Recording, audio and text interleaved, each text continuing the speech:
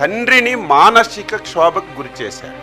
నిరంతరం ఇంట్లో ఏ విధంగా గొడవ పడ్డారో, ఆయన ఈ రాష్ట్రంలో ఉంటే అనునిత్యం అనేకమైనటువంటి సమస్యలకి ఆజ్యుడవుతున్నాడు.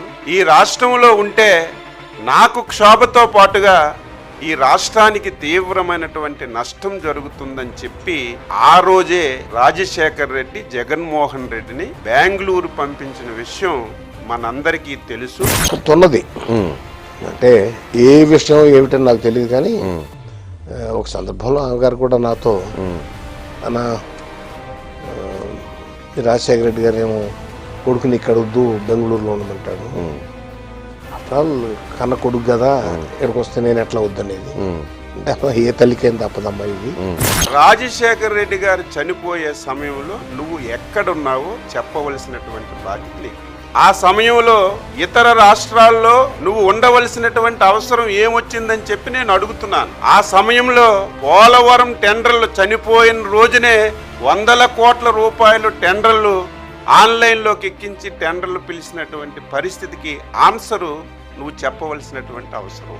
దీనన్నింటికీ మించి అందరము ఆందోళన చెందుతుంటే ఏమయ్యారో ఆచోకి మనకు తెలియడం లేదని చెప్పి ప్రతి ఒక్కరూ అదే ప్రయత్నంలో ఉంటే నువ్వు చేసిన పనేంటి? అప్పటికే నిర్ధారణ కాలేదు, మిస్ అయ్యారా చనిపోయారా ఏం జరిగిందో నిర్ధారణ కాలేదు. అంతకంటే ముందే నువ్వు ముఖ్యమంత్రి పదవి గురించి సంతకాలు సేకరణ చేసిన విషయం కూడా ఈ సందర్భంగా రాష్ట్ర ప్రజానీకానికి గుర్తు చేస్తున్నారు.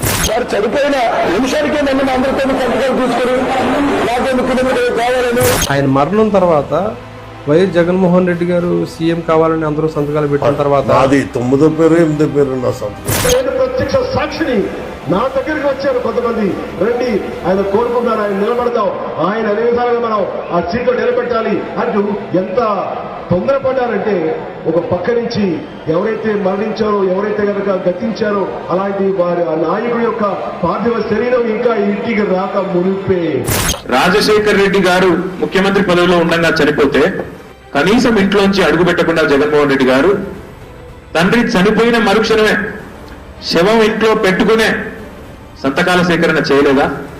ముఖ్యమంత్రి పదవి కోసం అరువులు దాచలేదా?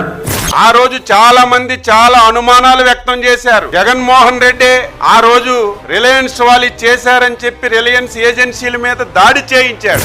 Attacked Reliance outlets across the state following unsubstantiated reports about former Chief Minister Y.S. Rajashekar Reddy's death, in which it seems that Mukesh Ambani had been blamed in death. మళ్ళీ అదే రిలయన్స్ వాళ్ళతో మంచి చేసుకున్న వాళ్ళకి రాజ్యసభ స్థానాలు ఇచ్చాడు. రిలయన్స్ ఇండస్ట్రీస్ అధినేత ముఖేష్ అంబానీ అభ్యర్థన మేరకు సీఎం జగన్ పరిమళను ఏపీ నుంచి రాజ్యసభకు ఎంపిక చేశారు. అదే సమయంలో ఈ పార్టీలో ముఖ్య నేతగా ఉన్నటువంటి బొత్స సత్యబాబు గారు బహిరంగంగా వైఎస్ మృతి వెనక జగన్ హస్తం ఉందని సాక్షాత్తు నీ దగ్గర ఉన్నటువంటి బొత్స సత్యబాబు గారు ఆ వేళ మాట్లాడారు.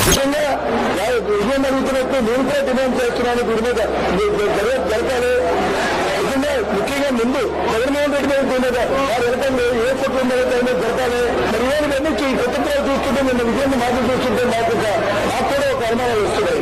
కనుక నేను జరపండి, జగన్మోహన్ రెడ్డి గారు ఇందులో ఎంత పాత్ర ఉందో, లేదా కుటుంబ సభ్యులకు ఎంత పాత్ర ఉందో, లేదా బయట వాళ్ళకి ఎంత పాత్ర ఉందో, ఈ ఎదుటి మీద కూడా సగ్రమైన విషయాలు జరపంలో ఎవరికి ఏ సర్వేలు చూసినా 2014, 19 మళ్ళీ చంద్రబాబు నాయుడే ముఖ్యమంత్రి అవుతారు, ఎక్కడ ప్రజల్లో కూడా వ్యతిరేకత లేదు. అటువంటి పరిస్థితిలో ముఖ్యమంత్రి పదవి గురించి బాబాయి వైఎస్ వివేకానంద రెడ్డిని అడ్డంగా గొడ్డలతో నరికిన విషయం నేను చెప్పడం కాదు, చిన్న పిల్లవాడికి లేపినా పడుకున్నవాడికి లేపినా ప్రతి ఒక్కరూ చెప్పే పరిస్థితి వచ్చిందని చెప్పి ఈ సందర్భంగా తెలియజేస్తున్నాను. తరువాత చెల్లి తండ్రి ఇవ్వవలసినటువంటి ఆస్తి కూడా ఇవ్వకుండా ఇంటిలో బయటికి పంపించిన విషయం కూడా రాష్ట్ర ప్రజలు ఒకసారి తెలుసుకోవాలి. వాస్తవానికి ఇంకొకరి ఆస్తి అనుభవిస్తున్నది నేను కాదు, జగన్మోహన్ రెడ్డి గారు. ఆస్తుల మీద నాకు ప్రేమ లేదు. మీ నాన్నగారు మీ చెల్లికి సమాన వాటా ఇమ్మన్నారు, నా సమక్షంలోనే మొత్తం రాసి పెట్టారు, నువ్వు ఇవ్వాలని చెప్పి తల్లి అడిగితే మాజీ సీఎం వైసీపీ అధ్యక్షుడు జగన్ ఆయన సోదరి షర్మిల మధ్య నెలకొన్న ఆస్తుల వివాదంపై వైఎస్ రాజశేఖర రెడ్డి సతీమణి విజయమ్మ తొలిసారి స్పందించారు. ఈ వివాదంలో తన మద్దతు కుమార్తె షర్మిలకేనని పేర్కొంటూ సవివరంగా బహిరంగ లేఖ రాశారు. చివరిని తల్లిని కూడా బయటికి పంపించినటువంటి నైజం ఉన్నటువంటి వ్యక్తి జగన్మోహన్ రెడ్డి అని చెప్పి ఈ సందర్భంగా తెలియజేశారు.